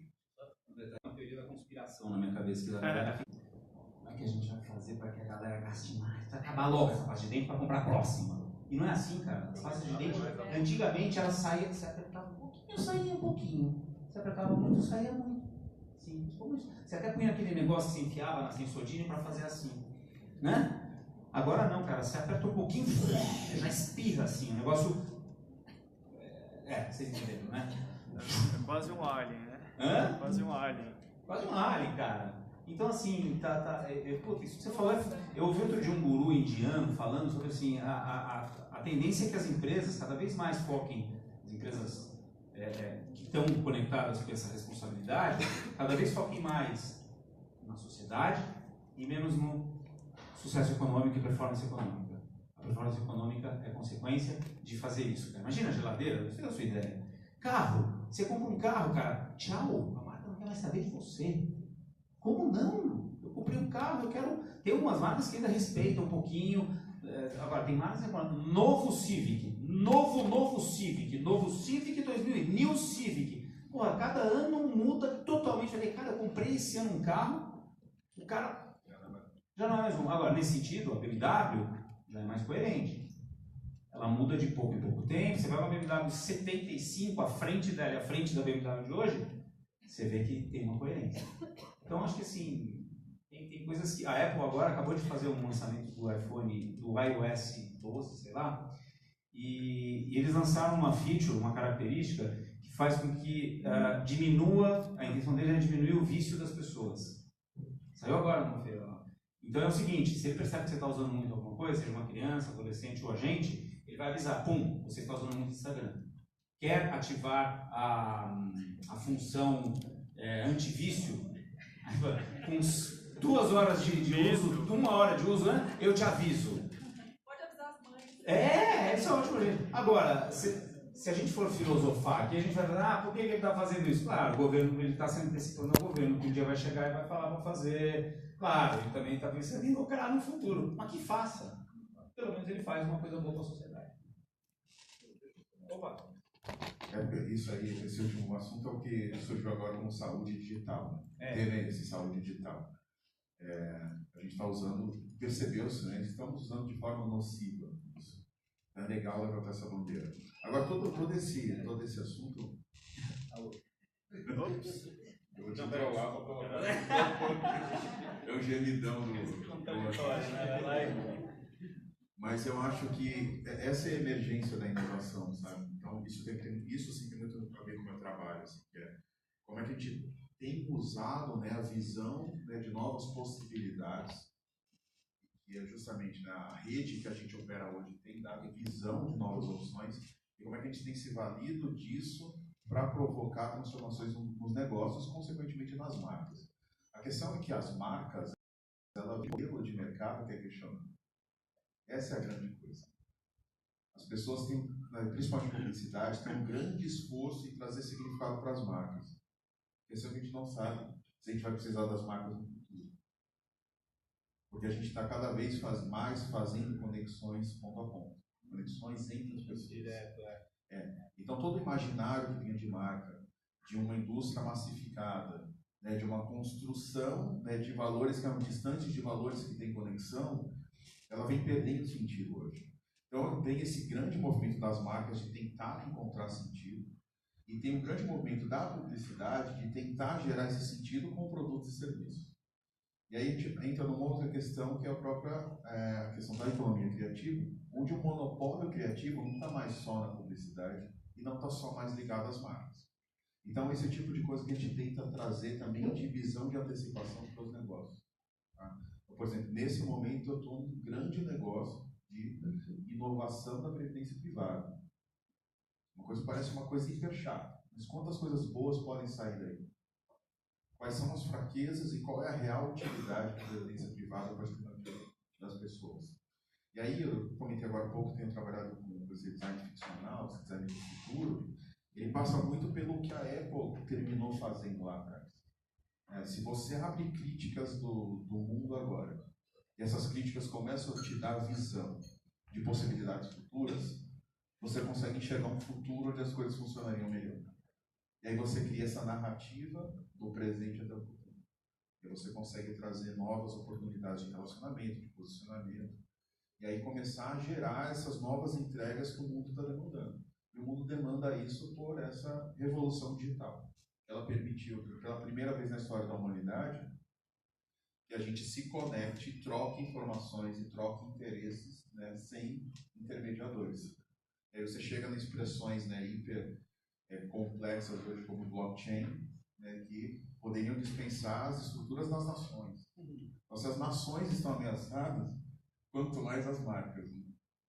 Crowdfunding mesmo. Crowdfunding é real já, não é especulação. As coisas acontecem. Social do investir. Exato. Tudo bom? Queria fazer uma pergunta mais para o Chico, mas acho que tem a ver com todos nós que criamos qualquer coisa. Você que trabalha com inovação direta, assim, eu gosto bastante de crescimento de startup, assim, ficou lindo, assim. Uma coisa que eu nunca vejo você vê muito assim, como crescer essa startup, como começar a ser sustentável, como fazer uma startup de sucesso.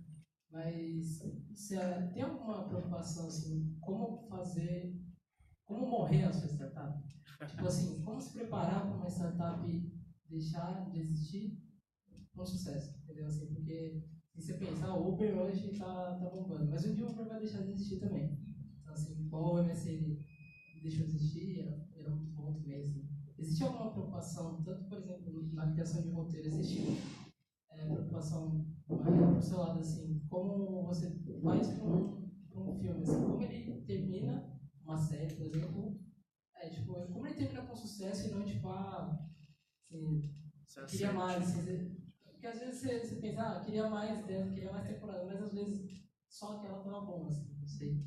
Tipo, existe alguma preocupação, tanto na criação de produto, ou criação de roteiros, coisas assim, no fim daquilo? Eu acho que também vai ter que dividir em dois momentos, porque eu acho que as respostas vão ser bem diferentes. Toda startup boa morre. Esse é o primeiro conceito. Assim, a gente confunde muito startup e empresa. A startup não é uma empresa. Startup é uma ideia que está sendo provada. Então, toda startup boa ela vai morrer, porque ela vai deixar de ser startup e vai virar uma empresa. Então, esse é a primeira coisa. E aí, na cultura de startup, a gente valoriza o erro, porque o erro é aprendizado. Então, vem do conceito lá de Lean Startup, de processo cíclico, em que o grande objetivo de uma startup é gerar aprendizado. Então, você vai valorizar esse erro no sentido que, se você acelera esse aprendizado, você vai antecipar situações que vai te trazer num nível que ainda é preliminar, corrigível e barato, que esse erro gere uma lição. Poxa, não devia ir por aqui, não devia ir por ali. Então, por isso que eu acho que ele vai ser muito diferente. Na verdade, esse fracasso no contexto da startup ele é bom. Agora, quando o negócio se prova, ele vira uma empresa e ele deixa de ter que gerar conhecimento para ter que gerar lucro, aí o jogo muda. Aí, na dinâmica do design, na dinâmica que a gente investiga, e a gente vai falar muito da geração de valor, a gente vai perseguir quão sustentável é esse valor. O que é valor, no final das contas? É o que você recebe. Então, a gente trabalha numa economia que se baseia numa troca de valor monetário. Existe uma coisa que é a moeda, e as trocas acontecem pela moeda. Só que a gente, justamente por essas conexões, começa a trocar valor por outros tipos de valor. Então, a gente troca por conhecimento, a gente troca por valores éticos, a gente troca por recursos diversos que não são só moeda. No caso das empresas, elas ainda operam uma troca de moeda e elas precisam gerar lucro pela moeda. Mas hoje a gente paga muito também por outras soluções na nossa vida. Então, assim, de novo, só para ser muito repetitivo, mas para mostrar que a geração de significado é extremamente importante para o mundo que a gente tem hoje. A gente não consome mais por consumir. A gente consome porque a gente tem interesses e desejos bem claros do que a gente quer. Eu falo um pouquinho sobre publicidade, como espectador. Quem é o culpado? O criativo ou quem aprova? Quem é o culpado? O criativo ou quem aprova? Você vai numa TV aberta, um comercial todo amarelo, verde, bandeira, bola voando e tal. Uma semana na tua casa, de repente você fala, esse cara é Banco do Brasil, ou é Tinho, ou quem é que está falando aí? Quem é o culpado? É o cara que cria, que viaja muito ou quem aprova? Eu posso falar, curvar uma situação de um banco que vai chegar para mim e vai falar, ó, contrata uma Fernanda Montenegro, faz uma poesia linda sobre a vida e sobre o tempo e sobre o mundo cor-de-rosa, bota a musiquinha do Forrest Gump, a vida, e aí no final bota, pum, feito para você. Não, eu não vou fazer isso porque não é verdade, é mentira. Não é verdade. Leia para uma criança, hashtag isso muda o mundo. Mentira! Não é. Não muda o mundo. Mudar o mundo é você construir 30 mil escolas, 300 mil escolas. Então, eu não aceito. Então, se alguém me contrata, eu vou lá na minha verdade. Aí o cara tenta trazer para esse outro mundo aí de balões voando e que você não identifica o que é, etc, etc. Aí a gente entra num dilema. Dar continuidade ou não. E eu vou te falar, as agências que eu conheço vão embora. Vamos lá, fazer em 3D, vamos chamar o Jorge Flow, vai virar um projeto, raposa vigiando o galinheiro, cara, porque é mídia, criação, tá tudo junto lá, não tem separação de criação e mídia. Então, tem outras coisas mais profundas aí. Eu acho que é uma corresponsabilidade. Os dois, o mundo corporativo jamais vai vir com uma ideia genial de falar a verdade, como aquele filme Crazy People, de 1980, assistam. É um publicitário que está tão revoltado com a publicidade, já em 1980, e ele resolve criar uma agência que só fala a verdade.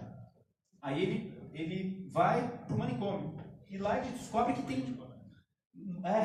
ele descobre que tem um mar de criatividade lá, e leva para o sócio dele e fala, olha que legal que eu tenho aqui. Aí ele abre a primeira campanha assim, um Volvo quadrado, né? Volvo, boxy but good. E é verdade, ele era quadradão, né? Aí tem uma aveia quaker, né? Quaker, não sei o que lá. Does the cereal taste great? Quer dizer, o cereal é gostoso? Who knows? But at least the box is cute. Né? A caixinha é bonitinha. E o cara é inconformado. A gente não pode fazer isso. A gente está na publicidade. Olha o subtexto disso. A gente mente. Então, publicidade mente. Não gosto de generalizar de novo. Tem muitas agências que estão se reinventando, muitos publicitários estão se reinventando, mas para mim aí é uma corresponsabilidade, cara. Os dois julgados aí, né? Tem uma questão, só que aqui no Brasil tem várias coisas que funcionam diferentes, né? Uma dessas é que aqui, em vários países, você tem quem cuida da criação, a agência e tal, e tem uma outra empresa que cuida da parte de mídia. Então, são dois negócios diferentes que tratam com o mesmo cliente. E aqui é o mesmo, né? Então, existe uma coisa que tem que e o que ganha em mídia, né? Então, tem que vender. Então, isso acaba atrapalhando a criação bastante, assim, né? Mesmo assim, a publicidade brasileira é uma publicidade que tem uma criação super reconhecida, porque a gente é muito criativo, né? Qualquer área que entre, essa mistura de povos de vários lugares, etc. Então, enfim... e tem uma questão que foi coincidência você falar isso, essa questão, porque você pegou justamente uma questão estética, né? Que você olha, vê mas você não sabe de quem é. E eu sinto isso anos, né? Que eu trabalhei com publicidade, dirigindo 17, e hoje em dia eu tenho dificuldade de reconhecer. Eu começo a olhar e falar, mas isso aqui é telefonia, celular? Não sei o que, daqui a pouco é Equinor, sabe? Você fala, Então, quando eu comecei, desculpa, na minha época, né? Mas assim, quando eu comecei lá atrás, antes de dirigir tudo, tinha uma preocupação muito grande com certas questões da marca, assim, né? E daqui a pouco virou uma grande confusão, e eu acho que é confuso. A gente que tinha que, assim, não sei, não quero falar o que tinha, porque, enfim, mas assim, realmente é bastante confuso. Só uma coisa, você tem, para mim, acho que a questão é assim: escreva a verdade, conte a verdade, cara. Tá? Um exemplo, durante um tempo foi criado um super-herói para telefônica, Super 15. Que bosta! O pariu, meu. Gente, alguém explica o Dolinho também? Não, Super 15, peraí, verde, de vários tons, pelancudo. O cara chega lá para resolver tudo, mas não resolve.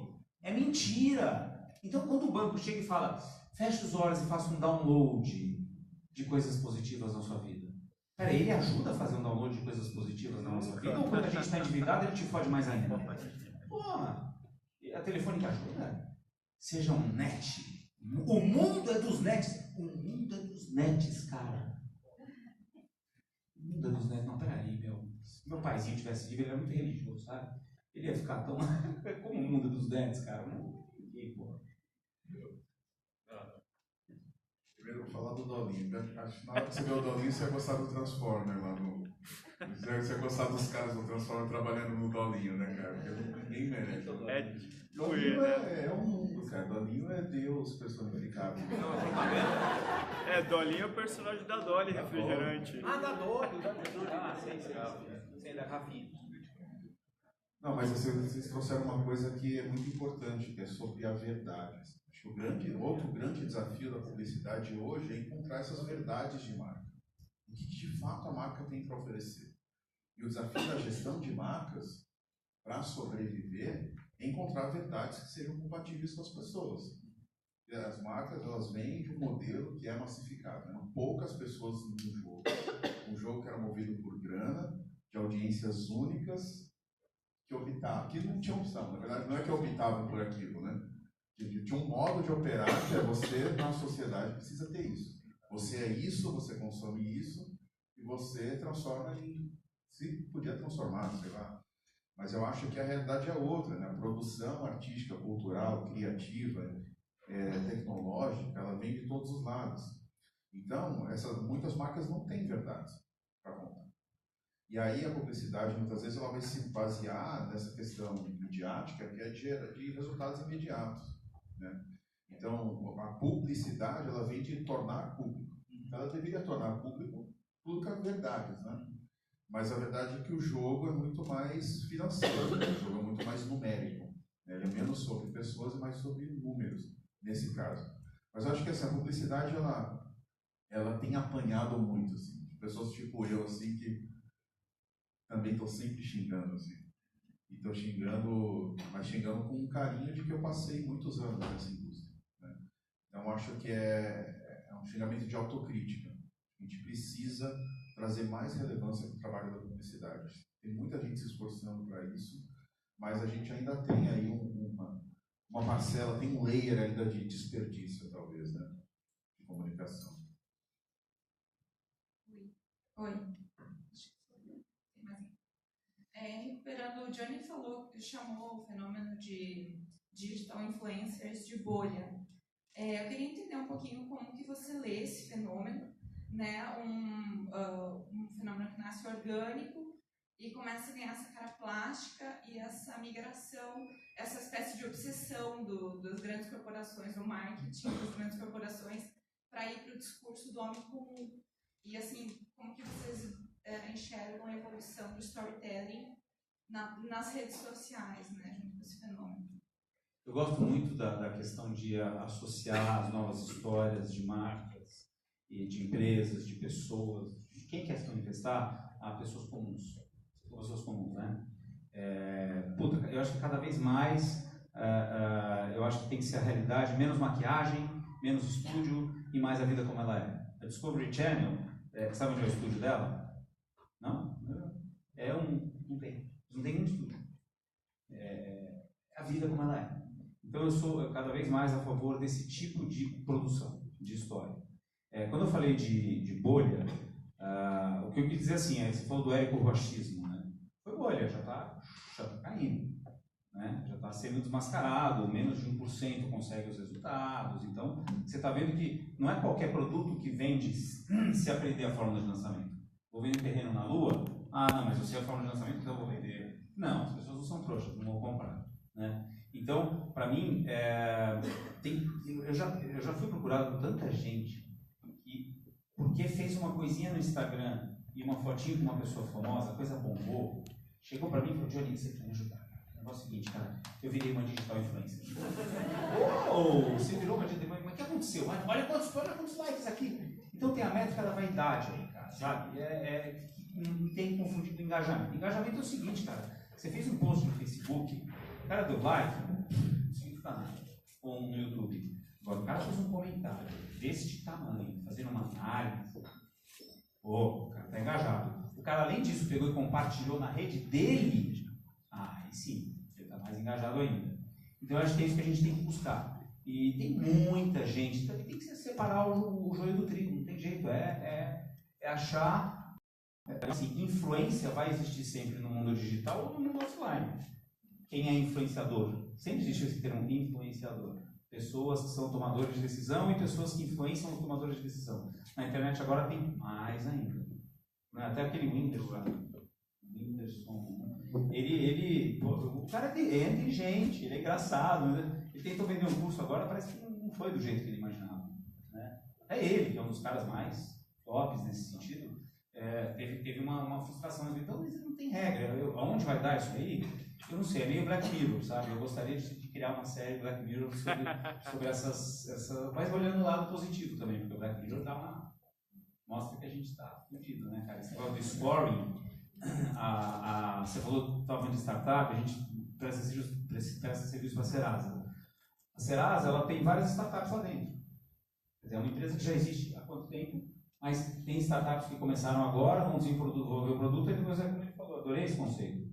Não é mais uma startup porque está consolidada e vira uma empresa. Então, ela acaba morrendo, né? Mas só para fazer o link com o outro lá. Você fazer um negócio, esqueci.